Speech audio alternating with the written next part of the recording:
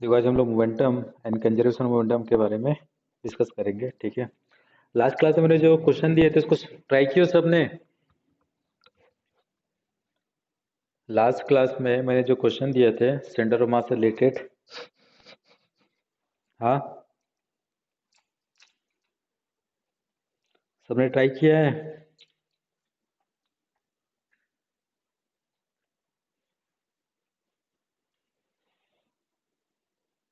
हम्म,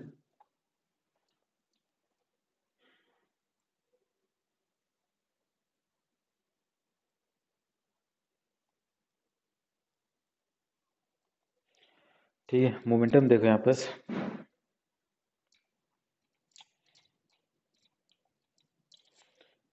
किसने ट्राई किया था क्वेश्चन को?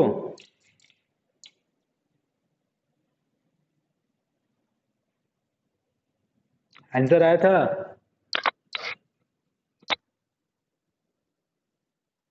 आ गया था, ठीक है, उसे भेजना तो।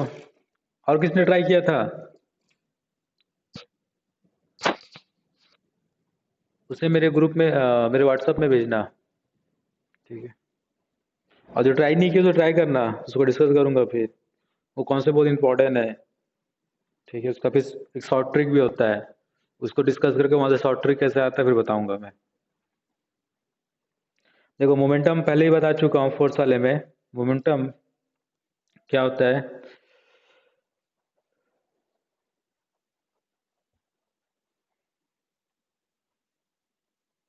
It is a product of mass and velocity. ठीक है, that is P equal to mv। Second, it is a vector quantity.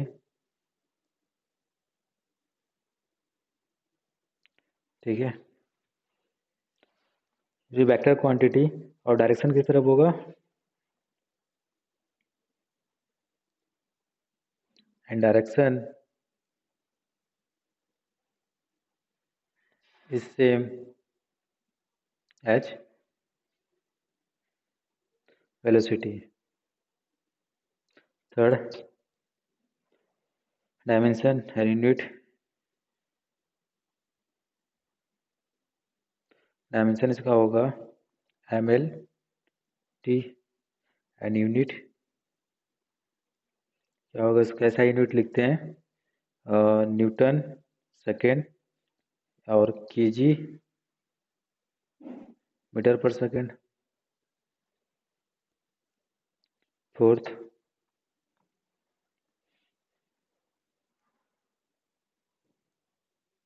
linear momentum depend on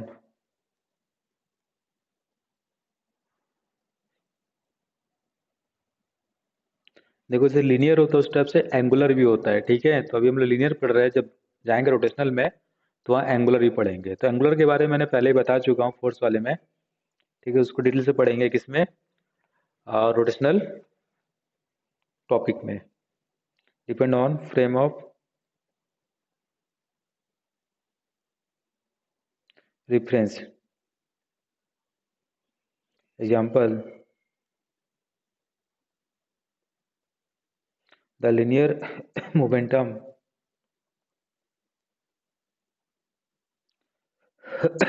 of a body at rest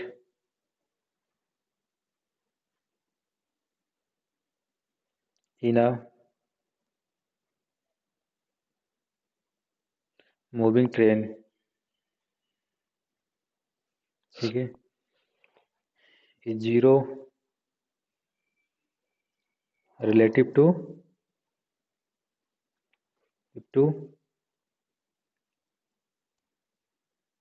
a person sitting in the train। ठीक है, while is not zero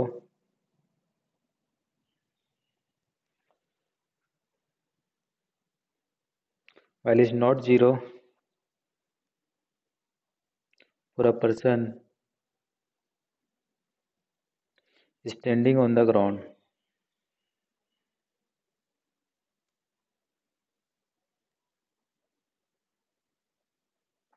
ठीक है, तो जैसे पहले भी देख चुके हो, जैसे मान लो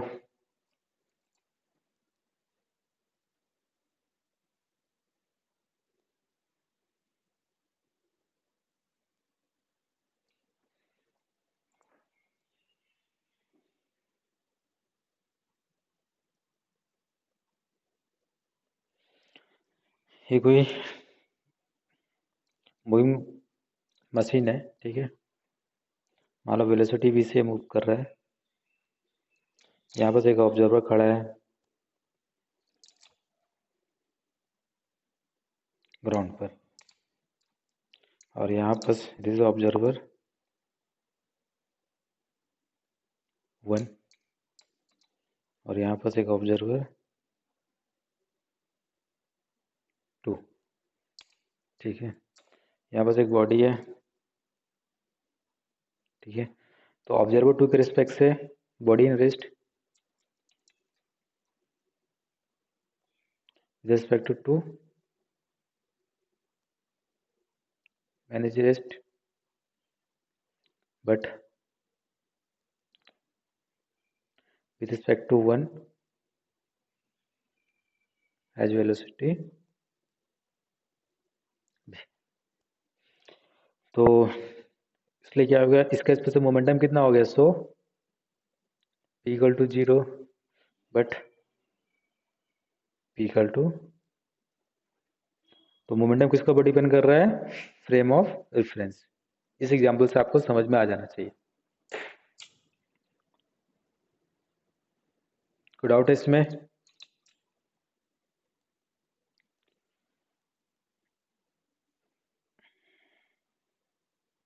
ठीक है, अब देखो यहाँ पर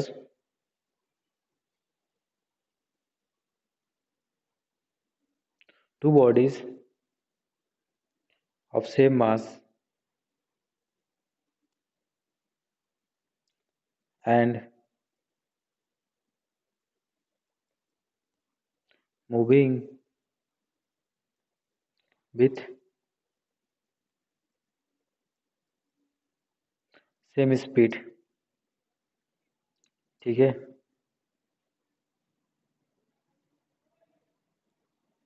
will have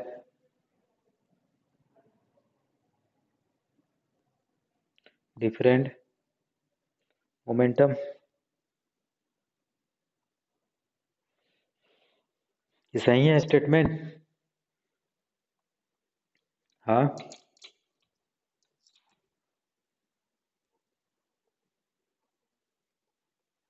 स्टेटमेंट सही है।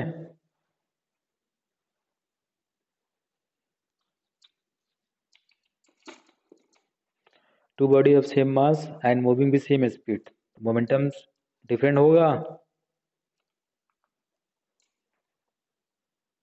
p equal to M B, दोनों का सेम है, तो मोमेंटम डिफरेंट होगा।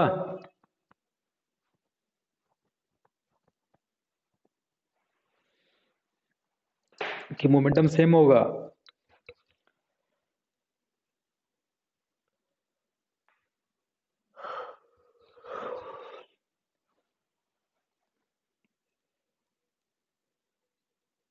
होगा, ठीक है, गुड। क्यों? क्योंकि मोमेंटम यहाँ पर वेक्टर है। विल हैव डिफरेंट अनलेस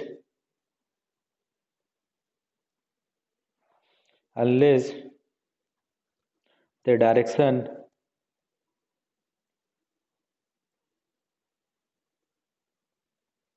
ठीक है, unless the direction of motion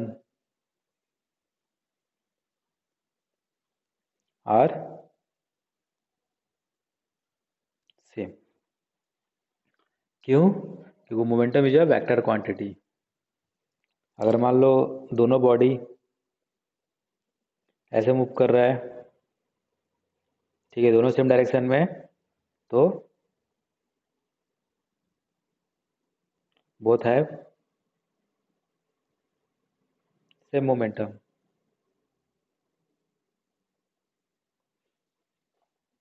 if a ऐसा मूव कर रहा है, बी ऐसा मूव कर रहा है, दोनों का मास एंड वेलोसिटी सेम है, ठीक है, बट डायरेक्शन डिफरेंट है। बोथ है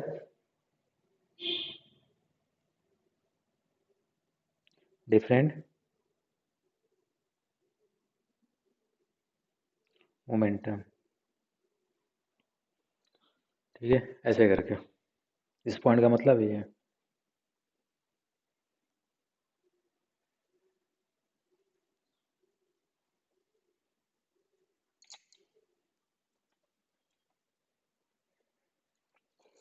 नेक्स्ट पॉइंट देखो,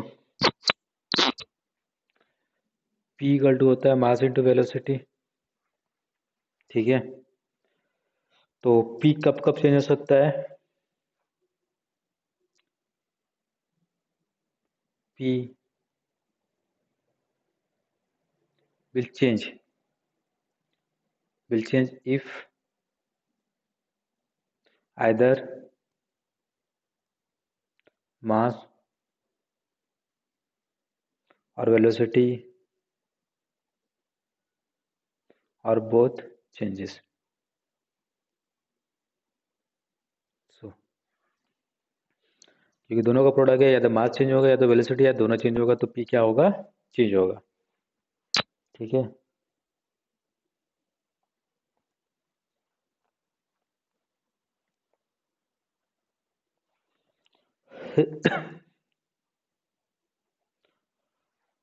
सेवन देखो, H P equal to M B, ठीक है, now P dot P M B dot M B, दोनों का डॉट प्रोडक्ट निकाल दिया, तो कितना हो जाएगा आपका पी स्क्वायर, ये कितना हो जाएगा एम स्क्वायर बी स्क्वायर। अब देखो यहाँ पर, but kinetic energy equal to कितना होता है, हाफ एम बी स्क्वायर, ठीक है, तो यहाँ से आप निकाल लो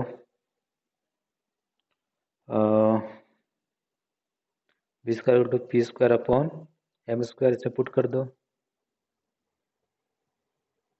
P square upon M square, तो आपके पास क्या आ जाएगा, half P square by M, so P square equal to 2m के, यानी कि P equal to root over 2m के,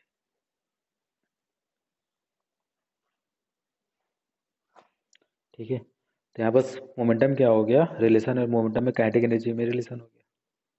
अब अगर आप देखते हैं तो this the relation between momentum and kinetic energy, बहुत जगह यूज होगा, तो ध्यान रखोगे, relation between momentum and kinetic energy.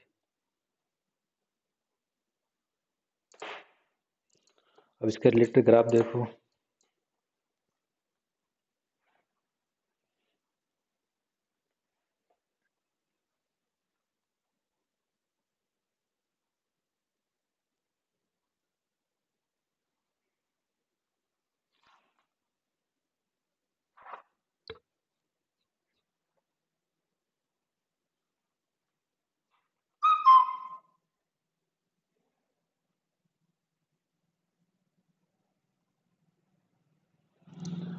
देखो पहला के वर्सेस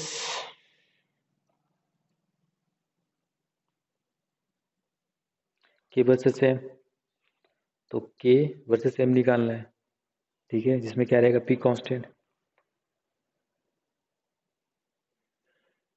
तो के इंटू एम किस टाइप का कर्व हो जाएगा यहाँ पर, P square upon 2 M into K, product में तो किस टाइप का हो जाएगा, रेक्टेंगुलर हाइपरबोला, अगर आप क्या हो जाएगा, ठीक है, पी इक्वल टू क्या यहाँ पर कांस्टेंट। ये जो बनाता हूँ नेक्स्ट, ये पी वर्सेस एम, तो यहाँ पर से आपका क्या रहेगा, आपका के इक्वल टू कॉन्स्टेंट, तो इसमें क्या हो जाएगा आपका P root over 2k root M, यानी कि पी स्क्वायर 2k एम। तो कैसा हो जाएगा ये आपका parabola, this is the Y square 4ax and this is the parabola. अब पैराबोला कैसा बनेगा, जिसमें क्या है के ही कॉन्स्टेंट, इसमें पी कॉन्स्टेंट, और नेक्स्ट के वर्सेस पी।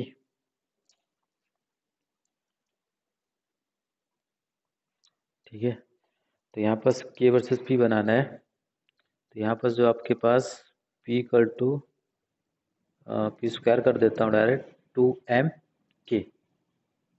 ठीक है, तो यहाँ हो जाएगा आपका के 2m p स्क्वायर, ये पैराबोला हो गया, this is the y equal to 4ax square. इसमें सॉरी इसको 2m रखो, X square equal to 4ay, X square equal to हो जाएगा 4ay। उसका पैराबोला कैसा हो जाएगा ऊपर की तरफ, जिसमें क्या आपका m इक्वल टू कॉन्स्टेंट। जैसे करके आपको काइनेटिक एनर्जी उसके इसमें ये मिलेगा, एक rectangular hyperbola, parabola, this is the parabola. ठीक है, ग्राफ पहले ही बता चुका हूँ, और 3 ग्राफ यहाँ बनाने थे मेरे को।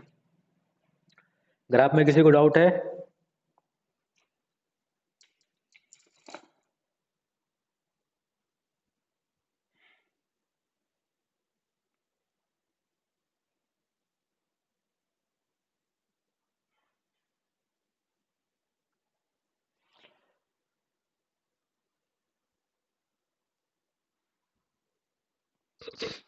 ग्राफ में किसी को डाउट है?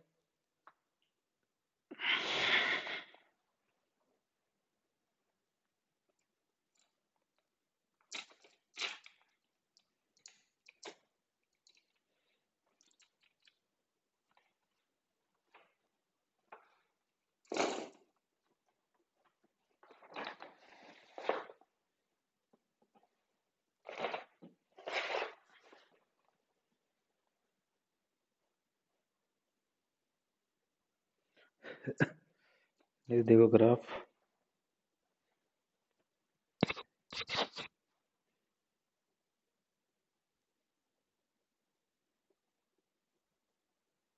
पीएमबी। ठीक है,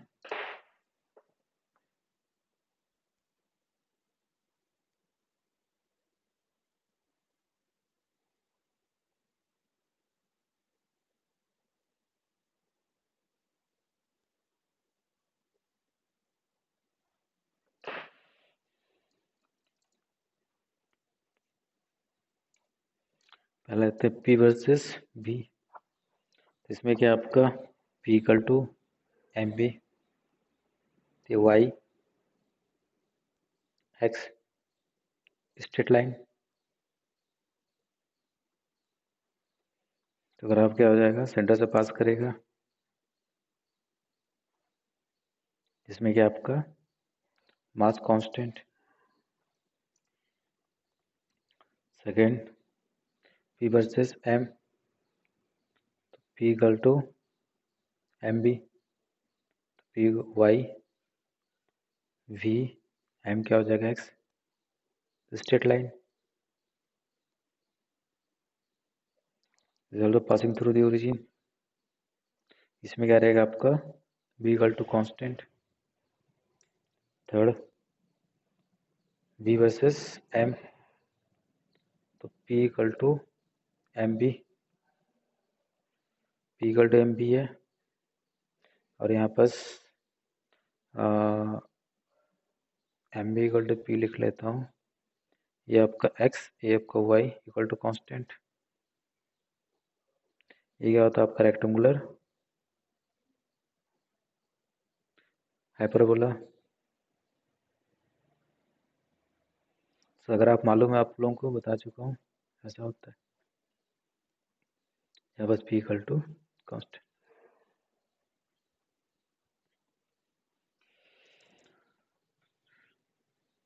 कोई डाउट है ग्राफ में?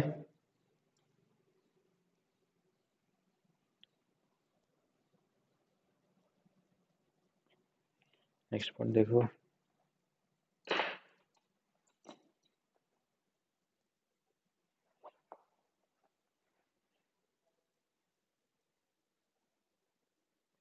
in terms of momentum,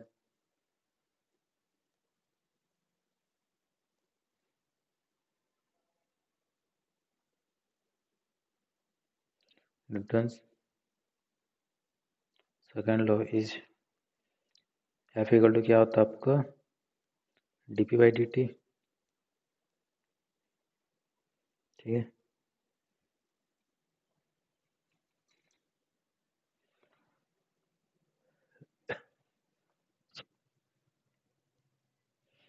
ठीक है, अब देखो, this is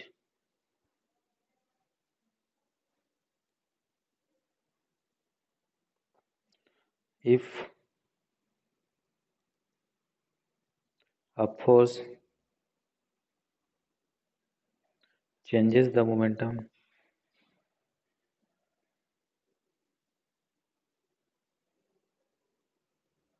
of a body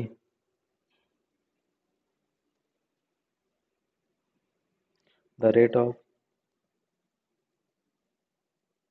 change of momentum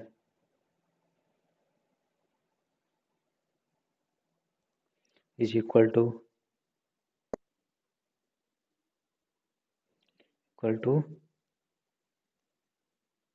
the force acting on it,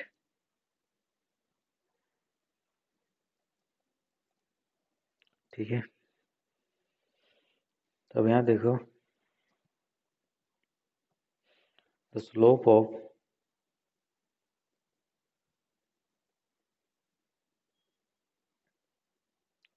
P versus T curve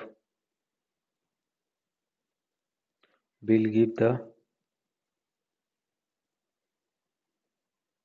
force, that is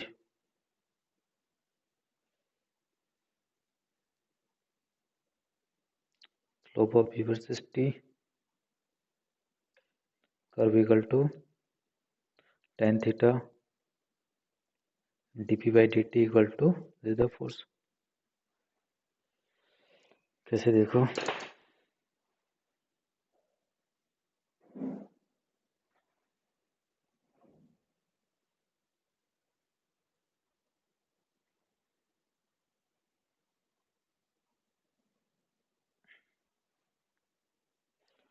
यहाँ पर ले लेता हूँ मैं P वर्सेस T है, ठीक है।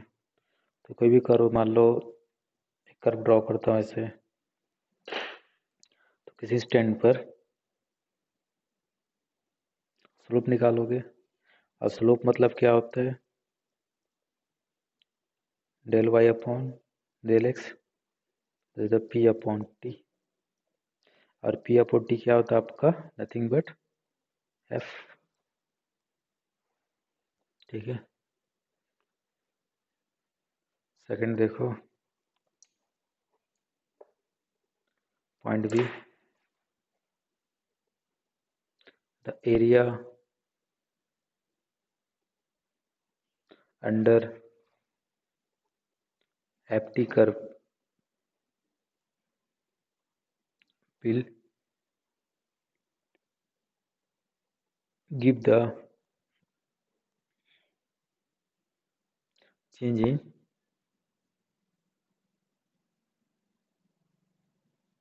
मोमेंटम, ठीक है। अब कैसा देखो, यहाँ पर अपने पास आपका था f equal to d p by d t, d p equal to f into d t integral d p f d t, t one to t two p one to p two, and that is the P2 minus P1, and this equal to यहाँ पर F dt T1 to T2 and this is nothing but equal to delta P T1 T2 FDT.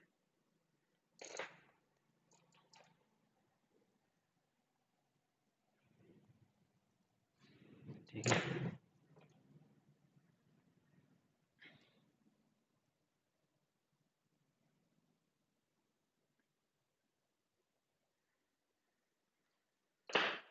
ये ठीक है। अब देखो F versus T, यहाँ पर F है, ये T है।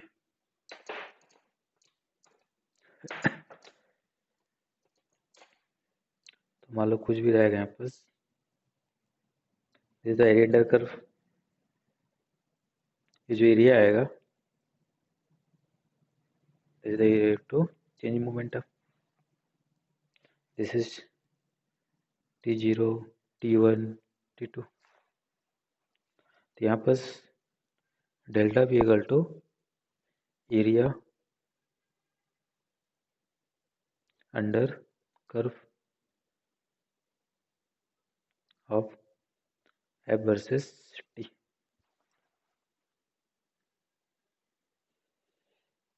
ठीक है, तो पहले ही बता चुका हूँ मैं। तो यहाँ पर दो चीज़ याद रखोगे, एक टेंजेंट और एक changing momentum.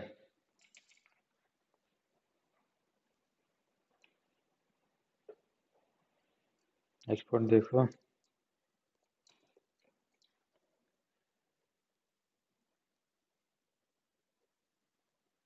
For a photon H equal to h nu and also equal to mc square। ठीक है, mc square। now h nu equal to mc square, तो m इक्वल टू कितना हो जाएगा यहाँ पर h nu upon c square. So p equal to कितना हो जाएगा एम सी, यानी कि h nu c square into c, यानी कितना हो जाएगा यहाँ पर h nu upon c. Nu upon c क्या होता है लेमडा।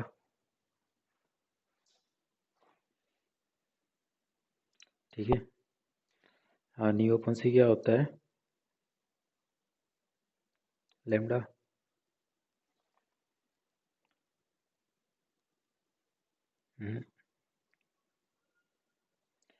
सी कट गया। ठीक है,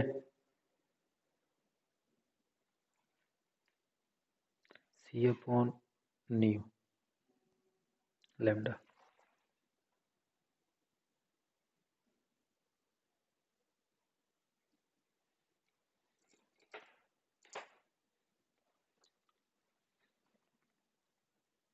लेमडा है। ठीक है, तो मोमेंटम क्या हो गया यहाँ पर ये फोटोन पार्टिकल का एच बाई लेमडा। ये पढ़ चुके किस में, एटॉमिक स्ट्रक्चर में। ये टॉप 12th में भी पढ़ोगे इसको एक बार। ठीक है, ये था आपका मोमेंटम के बारे में कुछ बेसिक नॉलेज।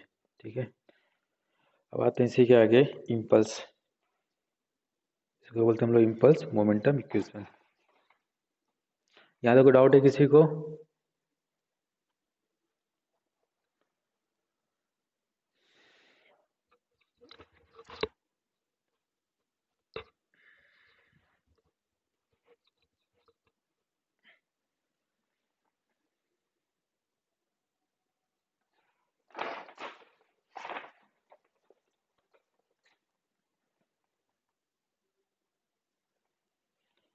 अब देखो नेक्स्ट,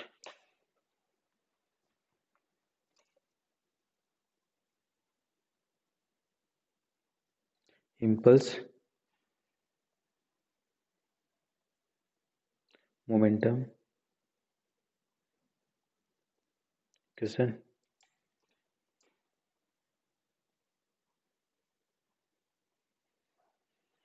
ठीक है, तो ध्यान समझना, ये बहुत इंपॉर्टेंट है।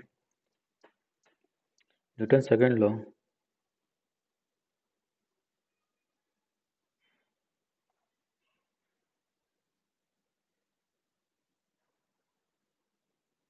न्यूटन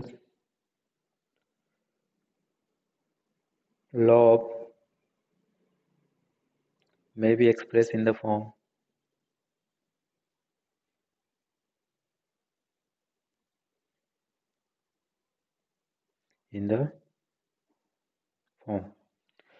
देखिए यहाँ पर F इक्वल टू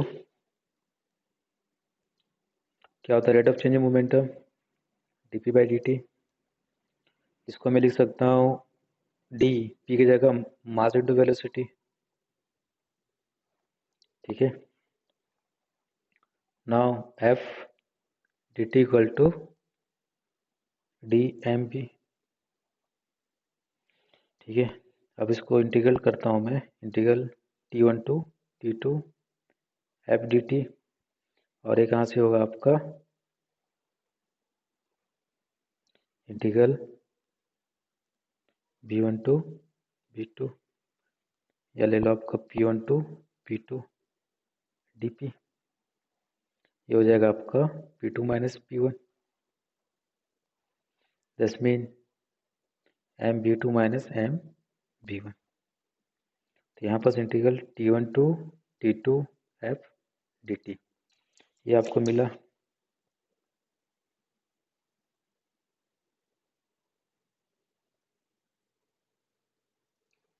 ठीक है। above equation, this equation is called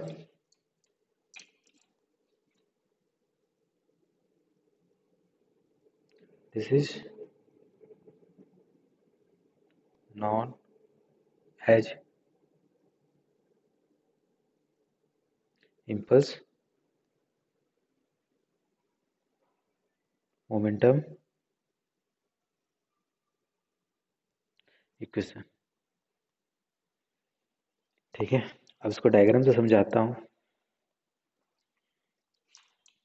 देखो यहाँ पर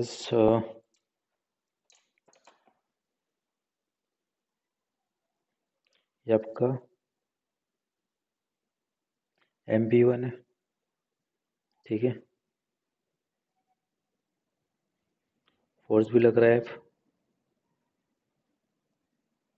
ठीक है। तो यहाँ देखो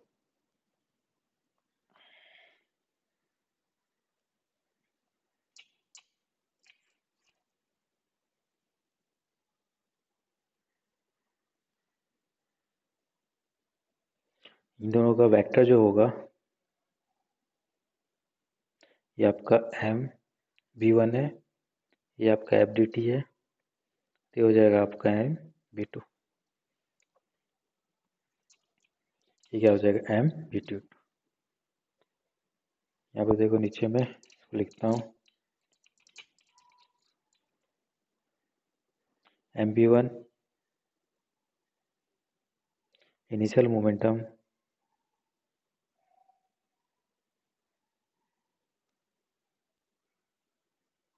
of system plus T1 T2 FDT impulse of force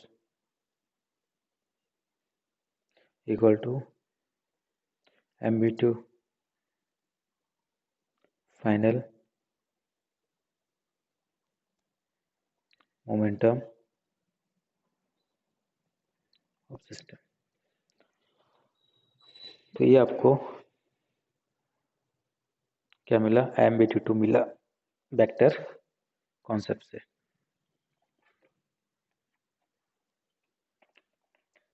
it reveals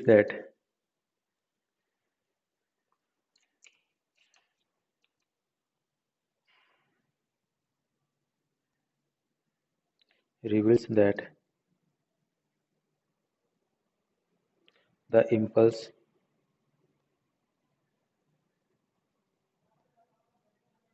exerted on an object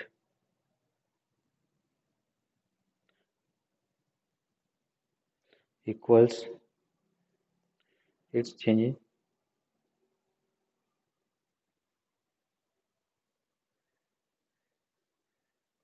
momentum. तो पहले ही बता चुका, इम्पल्स एक फिजिक्स टर्म है। कॉमन लैंग्वेज में क्या बोलते हैं, जैसे मान लो किसी को झटका देना, जैसे मान लो मैंने पकड़ा है मान लो एक पेन को पकड़ा है, मैंने फेंका, तो पेन तो हाथ में रखा था, रेस्ट में था।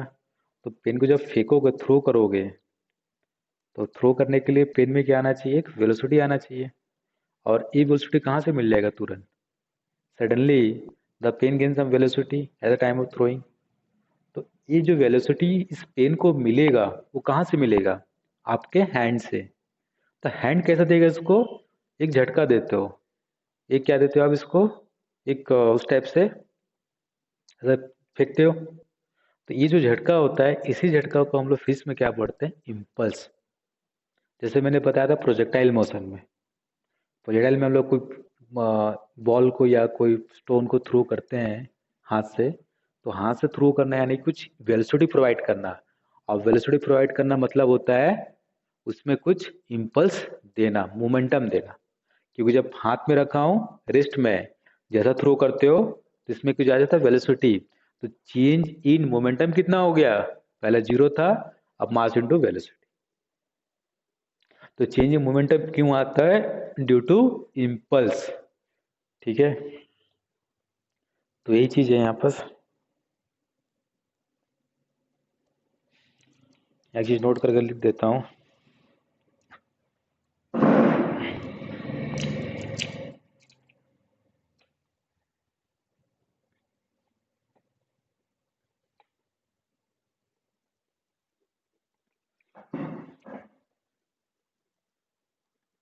If the motion of body take place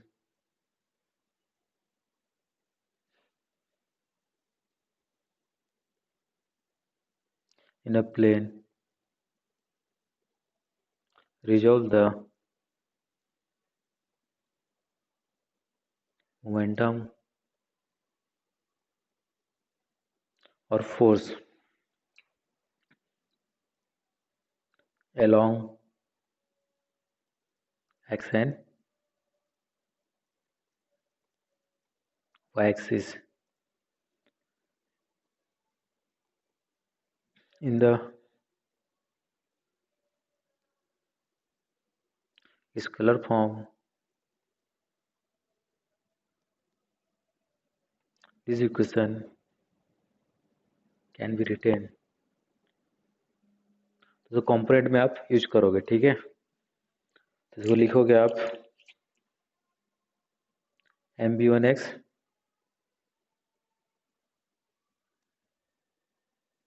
dt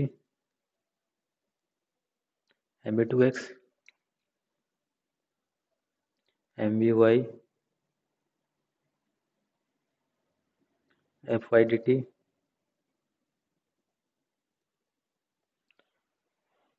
ऐसे करके, ठीक है।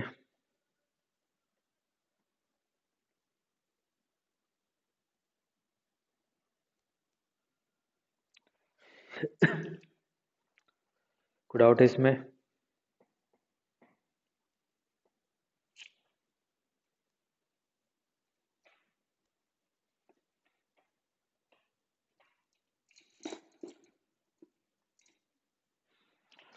यहाँ तक कोई डाउट है किसी को?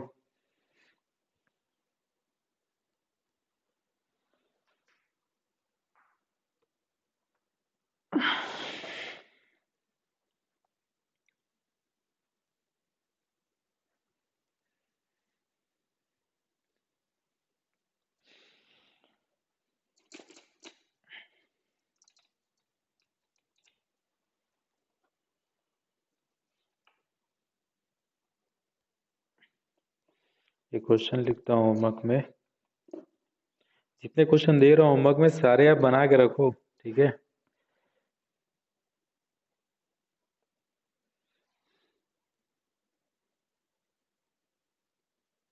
Calculate the percentage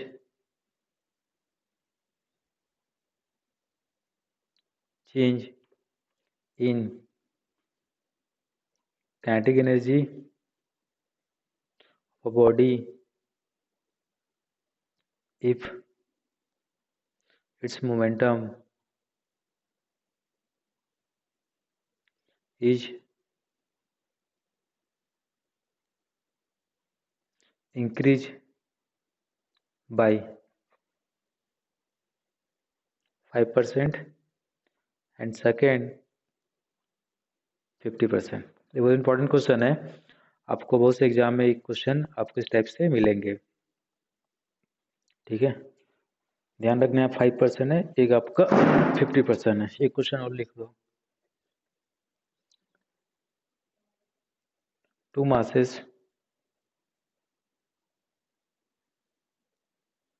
1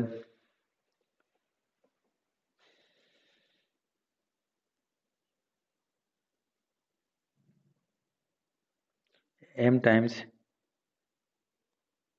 heavier than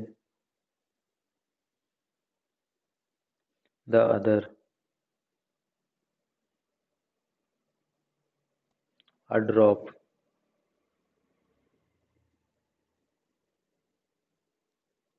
from same height।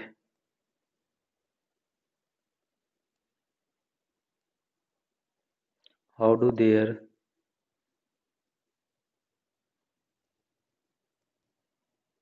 momentum compare just before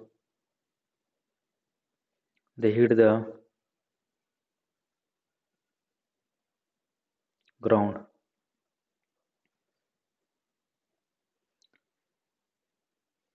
Second, 2 masses 1 n times as heavy as the other have equal kinetic energy। How do their momentum compare?